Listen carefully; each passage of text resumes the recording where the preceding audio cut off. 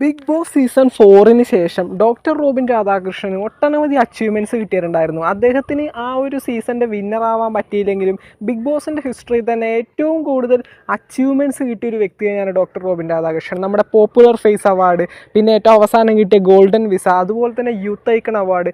ഇപ്പോൾ അദ്ദേഹത്തിൻ്റെ ഫാൻസിനും ഒരുപാട് സന്തോഷം ഉണ്ടാക്കുന്ന ഒരു കാര്യം അറിയിക്കാനാണ് വന്നിരിക്കുന്നത്. നമ്മുടെ കോഴിക്കോട് സ്ഥിതി ചെയ്യുന്ന ഹ്യൂമാനിറ്റി ചാരിറ്റിയുടെ ഹ്യൂമാനിറ്റി ചാരിറ്റബിൾ ഓർഗനൈസേഷൻ്റെ ബ്രാൻഡ് അംബാസിഡറായിട്ട് നമ്മുടെ ഡോക്ടർ റോബിനും അതുപോലെ തന്നെ ഡോക്ടർ റോബിൻ്റെ ഫിയാൻസി ആയിട്ടുള്ളത് ആരതി പൊടിയെയും അവർ സെലക്ട് ചെയ്തിരിക്കുകയാണ്. ഇതിലേക്ക് അവരെ നോമിനേറ്റ് ചെയ്തത് നമ്മുടെ ബിഫേബിൻ്റെ, നമ്മുടെ ഷാർജ സിറ്റി സെൻറ്ററിലും അതുപോലെ തന്നെ UAE സ്ഥിതി ചെയ്യുന്ന ബിഫേബിൻ്റെ ഫൗണ്ടറായിട്ടുള്ള ഫൈസലാണ്. അപ്പോൾ നേരിട്ട് ഡോക്ടർ റോബിനെയും അതുപോലെ തന്നെ ആരതി പൊടിയെയും ഈ ഒരു സംഘടനയിലേക്ക് ബ്രാൻഡ് അംബാസിഡേഴ്സായിട്ട് എടുക്കുകയായിരുന്നു. പിന്നീട് ഒട്ടനവധി നമ്മുടെ പൊളിറ്റിക്കൽ ലീഡേഴ്സും എല്ലാവരും പങ്കെടുത്ത ആ ഒരു പ്ലാറ്റ്ഫോമിൽ വെച്ചാണ് ആരതി പൊടിയെയും അതുപോലെ തന്നെ ഡോക്ടർ റോബിൻ രാധാകൃഷ്ണനെയും ഇവർ രണ്ടുപേരെയും ഒരുമിച്ച് ആ ഒരു ഹ്യൂമാനിറ്റി ചാരിറ്റബിൾ ഓർഗനൈസേഷൻ്റെ ഫൗണ്ടേഴ്സായിട്ട് എടുത്തത്. എന്താണെന്ന് വെച്ചിട്ടുണ്ടെങ്കിൽ നമ്മുടെ പാവപ്പെട്ട കുട്ടികളും അതോടൊപ്പം തന്നെ മാനസികമായും ശാരീരികമായിട്ടും വൈകല്യങ്ങൾ നേരിടുന്ന കുട്ടികളെയൊക്കെ പഠിപ്പിക്കാനും പിന്നെ അവർക്ക് ഫുഡ്, അവരുടെ ജീവിതം മുന്നോട്ട് കൊണ്ടുപോകാനായിട്ടുള്ള സാഹചര്യങ്ങൾ ഉണ്ടാക്കുന്നതും പിന്നെ അവർക്ക് താമസിക്കാനായിട്ട് ഒരു സ്യൂട്ടബിൾ ആയിട്ടുള്ള ഷെൽട്ടറും കാര്യങ്ങളൊക്കെ പ്രൊവൈഡ് ചെയ്യുന്നൊരു ഒരു ഹ്യൂമാനിറ്റി ചാരിറ്റബിൾ ഓർഗനൈസേഷനാണിത്. അപ്പോൾ അതിൻ്റെ ബ്രാൻഡ് അംബാസിഡേഴ്സായിട്ടാണ് ഡോക്ടർ റോബിനെയും അതുപോലെ തന്നെ ഡോക്ടർ റോബിൻ്റെ ഫിയാൻസി ആയിട്ടുള്ള ആരതി പൊടിയെയും എടുത്തിരിക്കുന്നത്.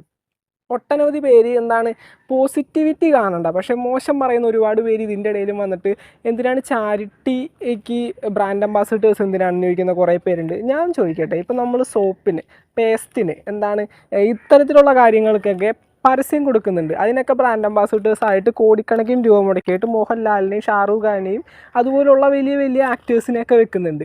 അപ്പോൾ ഈ ഒരു ചാരിറ്റി ഇപ്പോൾ ഡോക്ടർ റോബിൻ രാധാകൃഷ്ണൻ്റെ ഇൻസ്റ്റാഗ്രാം വഴിയും ഫേസ്ബുക്ക് വഴിയൊക്കെ കുറച്ച് ഈ ഒരു പരസ്യം ചെയ്തിട്ടുണ്ടെങ്കിൽ ഇവർക്ക് ആ ഒരു കുട്ടികൾക്ക് ഒരു നേരത്തെ ഫുഡ് കിട്ടുമെങ്കിൽ, അല്ലെങ്കിൽ അവർക്ക് താമസിക്കാനായിട്ട് കുറച്ച് നല്ലൊരു ഷെൽട്ടർ കിട്ടുമെങ്കിൽ, അവരുടെ വിദ്യാഭ്യാസം മുന്നോട്ട് കൊണ്ടുപോകാനായിട്ട് കുറച്ച് സഹായം കിട്ടുമെങ്കിൽ ഒരു തെറ്റുമില്ല ഒരു ബ്രാൻഡ് അംബാസിഡർ എന്നുള്ള ആ ഒരു പദവിയിലേക്ക് ഡോക്ടർ റോബിൻ എടുത്തതിൽ. പിന്നെ ബ്രാൻഡ് അംബാസിഡേഴ്സ് എന്തിനാണെന്ന് ചോദിച്ചു കഴിഞ്ഞാൽ എല്ലാവരും ഇപ്പോൾ ഇത്തരത്തിലൊരു ഓർഗനൈസേഷൻ അവിടെയുണ്ട്. ഇതാരും അറിഞ്ഞില്ല എങ്കിൽ ആ ഒരു കുട്ടികൾക്ക് ജീവിക്കാനുള്ള പൈസയും ഒന്നും അവർക്ക് പണിയെടുത്തുണ്ടാക്കാൻ പറ്റില്ല ഒരിക്കലും. അപ്പോൾ അവർക്ക് ആയിരിക്കെങ്കിലും സഹായിച്ചിട്ട് വേണം. പിന്നീട് അവരുടേതായിട്ടുള്ള രീതിയിൽ പഠിച്ചു വളർന്നിട്ട് പിന്നീട് അവർക്ക് പറ്റിയ രീതിയിലുള്ള ജോലിയൊക്കെ കിട്ടിയിട്ട് അവർക്ക് പിന്നീടും ജീവിക്കാൻ കഴിയുള്ളൂ. അപ്പോൾ അത്തരത്തിലൊക്കെ ചോദിക്കുന്നത് വളരെ മോശമാണ്. ഇപ്പോൾ ഒരാൾ ഇഷ്ടമല്ലെന്ന് പറഞ്ഞ ആൾ എന്ത് ചെയ്താലും നമുക്ക് മോശം കണ്ടെത്തുന്നത് ഒരു ശരിയായൊരു സ്വഭാവമായിട്ട് കാണുന്നില്ല. പിന്നീട് ഒരുപാട് സന്തോഷം ഡോക്ടർ റോബിനെയും ആരതി പൊടിയെയും ഇതിൻ്റെ ബ്രാൻഡ് അംബാസിഡേഴ്സ് ആക്കിയതിൽ. അവർക്ക് നല്ല ഫോളോവേഴ്സും കാര്യങ്ങളൊക്കെ ഉള്ള ഒരാൾക്കാർ തന്നെയാണ്. ഇവരതിൻ്റെ പരസ്യം ചെയ്യുകയാണെങ്കിൽ തീർച്ചയായിട്ടും ആ ഒരു കുട്ടികൾക്കും അതിൻ്റേതായിട്ടുള്ള ഗുണങ്ങൾ കിട്ടാനായിട്ട് ചാൻസ് ഉണ്ട്.